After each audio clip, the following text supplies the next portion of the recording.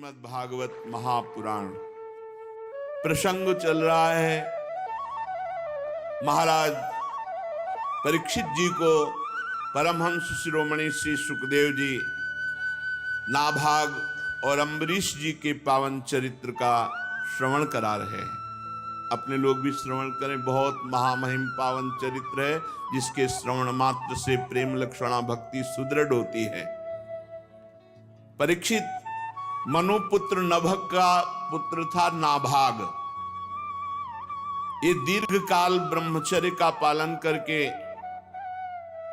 जब घर लौटे तब तक भाइयों ने सब हिस्सा ले लिया था राज्य का। भाइयों ने नाभाग जी से कहा कि तुम्हारे हिस्से में तो संपत्ति कोई बची नहीं। पिताजी ने हम सबको बांट दिया क्योंकि तुम ब्रह्मचर्य धारण कर जंगलवास करते थे, तो अब संपत्ति रूप में केवल पिता है तुम्हारे पास। उन्होंने अपने भाइयों से पूछा कि पिता की सेवा के लिए कुछ हिस्सा? उन्होंने कहा वो तो हम सब लोगों ने आपस में बांट लिया है। नाभाग जी अपने पिता के पास जाकर कहा, पिताजी मेरे बड़े भाइयों ने हिस्से में मेरे को आपको दिया है। पिता ने कहा, बेटा उनकी बात मत मानो। देखो अगर उन्होंने मेरे को केवल हिस्से में दिया है और तुम्हारी श्रद्धा है कि पिता ही हमारी संपत्ति हैं, तो आज मैं तुम्हें ऐसा संपत्तिवान बनाऊंगा कि पुत्रों के पास भी संपत्ति नहीं। ये आंगिरस गोत्र के ब्राह्मण बहुत बड़ा यज्ञ कर रहे हैं और तुम मेरे विद्वान पुत्र हो। ये जे भी छठा दिन आता है तो ये पूर्व प्रारब्ध के अनुसार भूल कर बैठते हैं और यज्ञ अपूर्ण रह जाती है। जाओ तुम छठे दिन बिल्कुल सावधान रहकर वेद मंत्र का उच्चारण कर देना, उनकी यज्ञ पूर्ण होगी। वो महात्मा लोग ऐसा ऐश्वर्य है कि जो स्वर्ग में भी नहीं, वो ऐश्वर्य तुम्हें प्रदान कर देंगे। महात्माओं के पास जाकर उन्हें वैश्विक देव संबंधी 2 सूत्र जब भूल जाएं वो, तो तत्काल तुम बता देना। अपने पिता की आज्ञा अनुसार वो गए। आंगिरस गोत्री ब्राह्मण जो ही छठे दिन तो भूल जाते थे, तो ये अपने तपोबल से उस मंत्र 2 सूत्र जो भूल जाते थे जे भी पूर्ण किया, ते ही स्वर्ग से विमान आया आंगिरस गोत्री ब्राह्मणों के लिए।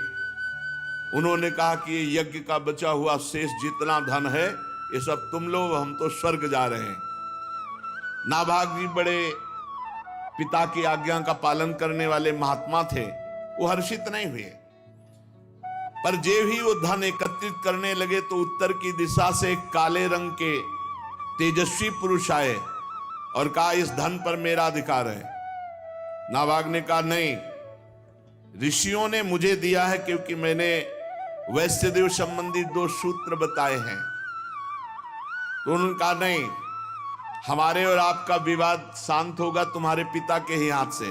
जाओ अपने पिता से प्रश्न करो जाके, ये पूरी संपत्ति पर मेरा अधिकार है।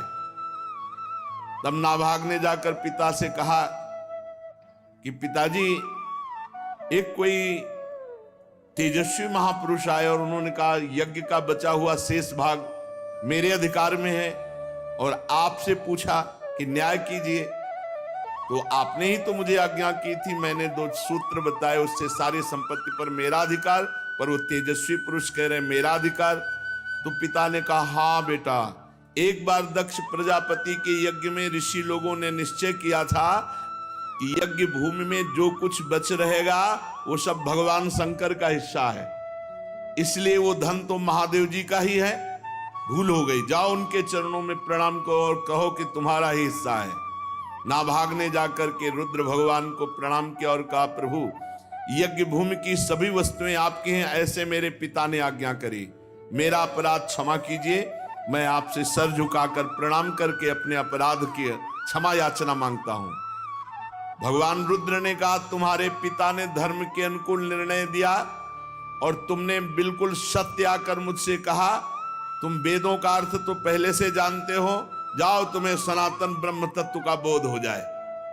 ये भारी संपत्ति, जाओ तुम्हें सनातन ब्रह्म तत्व का बोध हो जाए और यज्ञ से बचा हुआ मेरा ये जो अंश है ये भी मैं तुम्हें देता हूं, इसे स्वीकार करो। इतना कहकर देवादिदेव भगवान शंकर अंतर ध्यान हो गए। भाइयों ने चतुरता की थी, कोई भी संपत्ति नहीं दी थी। तुम्हारे हिस्से में पिता है, उन्होंने धर्म पूर्वक पिता को स्वीकार किया, तो भगवान शंकर का साक्षात्कार, ब्रह्म तत्व का बोध और अखंड संपत्ति प्राप्त हो गई। जो अपने माता पिता की सेवा का तिरस्कार पूर्वक, अनादर पूर्वक त्याग कर देते हैं, वो दुर्गति को प्राप्त होते, चाहे जितना संपत्ति ले लो। और जो केवल माता पिता की सेवा की तरफ बुद्धि रखते हैं, तो उनका लोक परलोक सब बन जाता है। आज जो समाज में वयोवृद्ध माता पिता का तिरस्कार करते हैं, उन्हें होश में रहना चाहिए। ये शरीर चंद दिनों के लिए है, इससे परमार्थ कर लो, अध्यात्म कमा लो। अगर बूढ़े माता पिता को आपने अपशब्द कहे, मारवा पीटा, तिरस्कार किया, तो नरक में भी ठौर नहीं मिलती ऐसे पापियों को। इसलिए बहुत सावधान रहना चाहिए। माता पिता प्रसन्न हो जाएं तो भगवान का साक्षात्कार हो जाए। आज महाराष्ट्र में भगवान जो खड़े आपको दर्शन देते हैं विट्ठल भगवान के रूप में, अपने माता पिता का अनन्य भक्त श्री पुंडरीक जी महाराज, उन्हीं के कृपा प्रसाद से भगवान आज सबको दर्शन देते हैं। माता पिता भगवान का स्वरूप हैं। जो प्रातःकालीन एकाग्रचित से इस आख्यान का स्मरण करेगा, उसकी विपत्तियां नष्ट हो जाएंगी। नाभाग के पुत्र वे महान भक्त अम्बरीश जी महाराज, अद्वितीय भक्त, ये भगवान के बड़े प्रेमी एवं उदार धर्मात्मा महान पुरुष थे।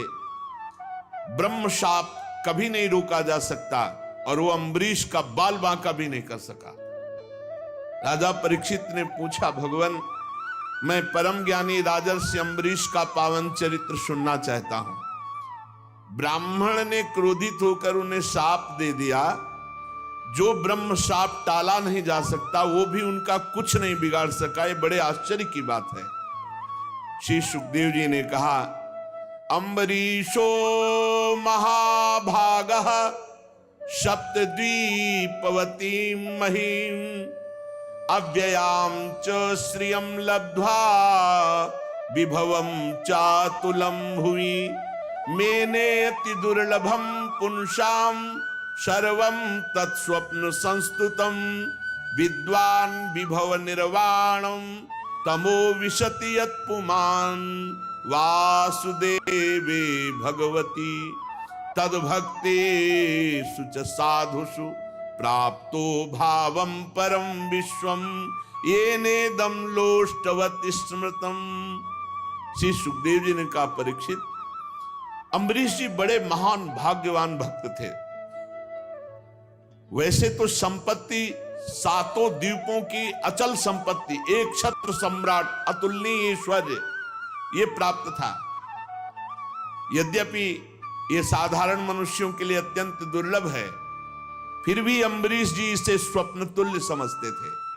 कोई महत्ता नहीं थी चक्रवर्ती सम्राट पद का या सप्तद्वीप महिमंडल अधिपति का, कोई महत्व नहीं, स्वप्न तुल्य समझते थे। क्योंकि वे जानते थे सत्य वस्तु तो भगवान नाम है, सत्य वस्तु भगवान की भक्ति है। ये सब मायाकृत है, और जो इस माया में फंस जाता है वो घोर नरकों में जाता है। ये केवल 4 दिन की चांदनी है, उसका दीपक बुझा बुझाया है।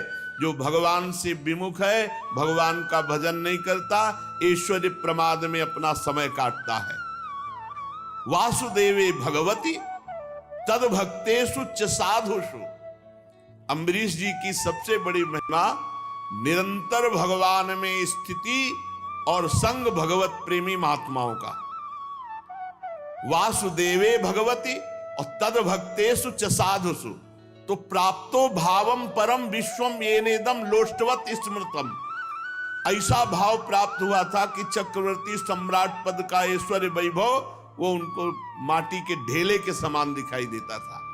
ये सारी संपत्तियां मिट्टी के ढेले के समान स्वप्नवत अनुभव में आ रही थी। एकमात्र भगवान की भक्ति और भगवत प्रेमी महात्माओं का संग। इससे अम्बरीश जी की बड़ी ऊंची स्थिति थी। सा वै मनः कृष्ण पदार विंदयोर वचांसि वैकुंठ गुणानुवर्णने करौ हरेर्मंदिर मार्जनादिषु श्रुतिम चकाराच्युत सत्कथोदय। अम्बरीश जी की क्या स्थिति थी? बोले स वै मनः कृष्ण पदारविंदयोर।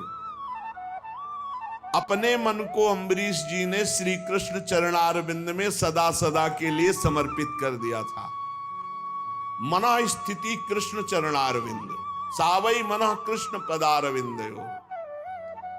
ये स्थिति गोपी जनों की थी। मुरारी पादार्पित चित्त वृत्ति, एक एक वृत्ति कृष्ण चरणारविंद में समर्पित गोपी जनों की। ऐसे ही सावई मनः कृष्ण पदारविंदयोर, भगवान श्री कृष्ण चंद्रजू के सांवले चरणारविंद में मन को डुबो दिया। वही सदा सदा के लिए मन विराजमान है। सावई मनः कृष्ण पदारविंदयोर।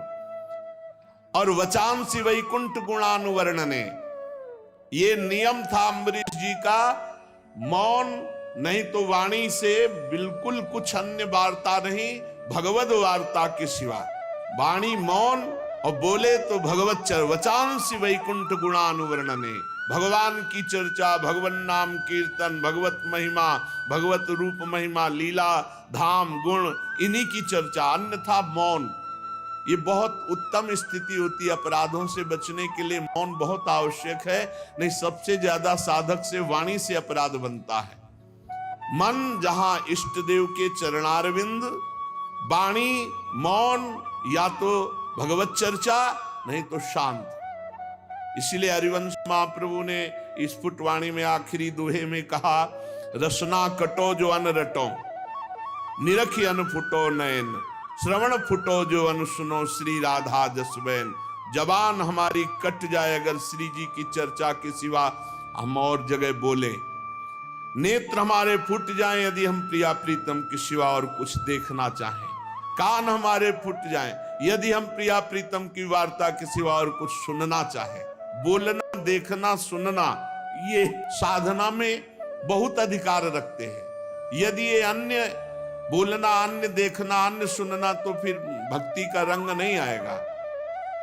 वचांसि वैकुंठ गुणानुवर्णने, वाणी से भगवत चर्चा, और करौ हरेर मंदिर मार्जनादिश, ये बहुत बड़ी बात है। यहां अपने ठाकुर के मंदिर में पोछा लगाने में शर्म लगती है। ठाकुर जी को प्रसन्न करने के लिए काम वाले की जरूरत नहीं, आपके हाथ है। चक्रवर्ती सम्राट हैं, कितने दास दासियां होंगे विचार करो। लेकिन करौ हरेर मंदिर मार्जनादिश, अपने हाथ से ठाकुर जी के पात्रों को धोना, अपने हाथ से ठाकुर जी के महल में पोछा लगाना, सोहनी लगाना, ये आचार्य स्वयं आकांक्षा करते हैं कि मुझे श्री जी की कुंज की सोहनी लगाने वाली बन, या सोहनी बन जाऊं। अपने हाथ से, बहुत सौभाग्य है जो अपने हाथ से ठाकुर सेवा करते हैं। इसका कोई ज्यादा महत्व नहीं कि मंदिर बनवा दिया, पुजारी रख दिया, आप मौज मस्ती विषयों में ले रहे हैं और रुपया हर महीने दे, तो ठाकुर जी आपको लाख गुना बढ़ा कर दे देंगे। लेकिन वो भक्ति या प्रीति या ठाकुर जी के दासत्व की बातें नहीं है, ये बातें नहीं। करौ हरेर मंदिर मार्जनादिश, स्वयं अपने हाथ से ठाकुर जी के महल में सोहनी लगाना, ठाकुर जी के मंदिर में पोछा लगाना, स्वयं ठाकुर जी के पार्षद जो पात्र हैं उनका मार्जन करना, ये अम्बरीश जी करते थे। इसी के कारण उनको पता नहीं था, पर सुदर्शन चक्र सदैव सुरक्षा में रहता था। चक्रवर्ती सम्राट होकर अपने हाथों से दास्ता प्रभु की करते थे। श्रुतिम चकाराच्युत सत्कथोदय, अपने कानों को भगवान श्री कृष्ण की मंगलमयी कथा के श्रवण में लगा रखे। सुनेंगे तो भगवत चर्चा सुनेंगे, नहीं तो एकांतवास, किसी से कोई वार्ता नहीं। अन्य वार्ता प्रपंच का त्याग, तभी सुदृढ़ भक्ति होती है। मुकुंद लिंगालय दर्शने दृशौ तदभृत्य गात्र स्पर्शेंग संगमम घ्राणम च तत्पाद सरोज सौरभे श्रीमत्तुलस्या रसनाम तदर्पिते।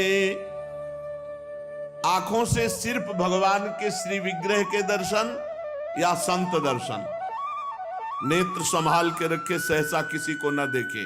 अम्बरीश जी ऐसे मुकुंद लिंगालय दर्शने दृशौ, नेत्रों से भगवान के मंदिर में विराजमान श्री विग्रह खूब छक के दर्शन करो, या भगवत प्रेमी महात्मा, ये भगवान का मंदिर है साक्षात, उनके दर्शन करो, और नहीं नेत्रों को बचा के रखो। असंग भावना की पुष्टता के लिए तदभृत्य गात्र स्पर्शेंग संगमम, केवल भगवान के भक्तों का ही स्पर्श, अन्यथा नहीं। तिनको प्रश्न कीजिए तजिधु तुमको पास, जिनको प्रिया प्रीतम से मतलब नहीं, भगवत आराधना से मतलब नहीं, ऐसे का स्पर्श ना हो जाए। उसमें परवान होते जो भगवत विमुखता प्रकट करते। इसीलिए अम्बरीश जी तदभृत्य गात्र स्पर्शेंग संगमम, भगवत प्रेमी महात्माओं का स्पर्श, अन्यथा असंग, किसी का स्पर्श नहीं। घ्राणम च तत्पाद सरोज सौरभे श्रीमत तुलस्या रसनाम तदर्पिते। अगर हमें सुगंध लेनी है तो प्रभु का प्रसादी इत्र होगा, तो या श्री चरणों में चढ़ी हुई तुलसी या प्रभु के पुष्पमाला, उसी को घ्राणेंदी में, अन्यथा घ्राणेंदी पतिव्रता की तरह केवल प्रसादी, अमनिया कभी नहीं। और रसना प्रभु को अर्पित किए हुए नैवेद्य का, प्रसाद का। और प्रसाद में कभी बुद्धि, पदार्थ बुद्धि ना आने पावे, अन्न बुद्धि ना आने पावे कि अरे आज तो एकादशी है, आज तो प्रसाद, ये अन्न है, आज अन्न हो गया तो कल प्रसाद हो जाएगा क्या? और जब प्रसाद है तो सिर्फ प्रसाद है। ये बड़े बड़े संत भगवान पधारे थे अभी 2-3 दिन के अंतराय में, उन्होंने एक प्रश्न रखा कि प्रसाद में चर्बी वाला घी लगाया गया था, हम लोग तो सब भ्रष्ट हो गए, तो हमारी शुद्धि कैसे होगी? तो हृदय से जो बात आई कि अगर प्रसाद पाया है तो अशुद्धि हो ही नहीं सकती, और अगर प्रसाद नहीं पाया तो फिर लड्डू पाया तो शुद्धि करो जाके। अगर प्रसाद शब्द है तो प्रसाद कभी अपवित्र नहीं होता। जब हमारे प्रभु ने पा लिया और हम प्रसाद भोगता है तो हम भ्रष्ट कैसे हो सकते हैं?